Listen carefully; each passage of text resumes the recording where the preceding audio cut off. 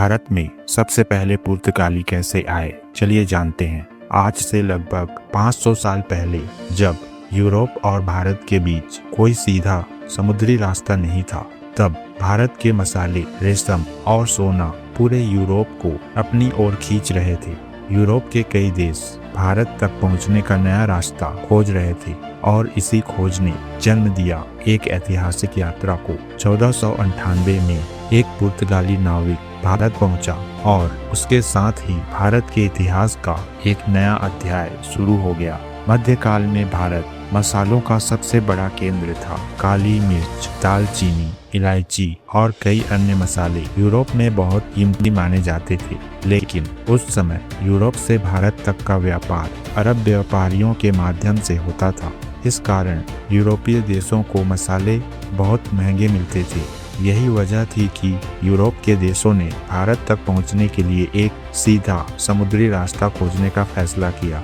1497 में पुर्तगाल के राजा ने एक साहसी नाविक को भारत का समुद्री रास्ता खोजने का मिशन दिया।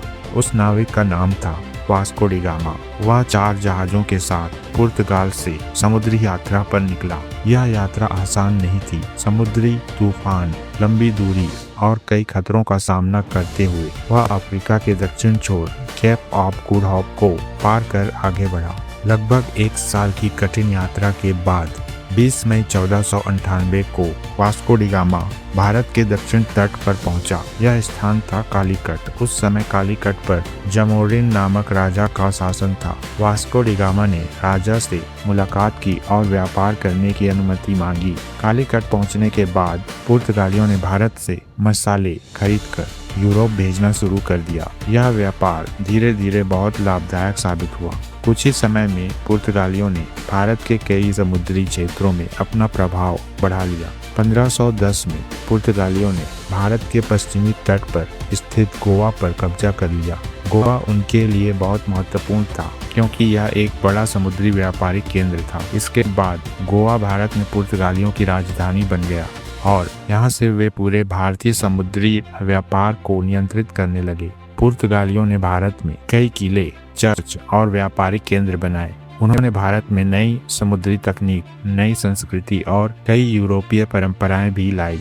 गोवा में आज भी पुर्तगाली वास्तुकला और संस्कृति के कई निशान देखने को मिलते हैं। पुर्तगालियों के बाद भारत में अन्य यूरोपीय शक्तियां भी आने लगी। सबसे पहले डच आए, फिर अंग्रेज और उसके बाद फ्रांसीसी। इन सभी का उद्देश्य भारत के व्यापार पर नियंत्रण करना था। 1498 में वास्को डी गामा की भारत यात्रा सिर्फ एक समुद्री खोज नहीं थी, बल्कि यह एक ऐसा दौर की शुरुआत थी जिसने भारत को दुनिया की राजनीति और व्यापार के केंद्र में ला दिया। यहीं से भारत में यूरोपीय शक्तियों का प्रवेश शुरू हुआ और इतिहास ने एक नया मोड़ ले लिया।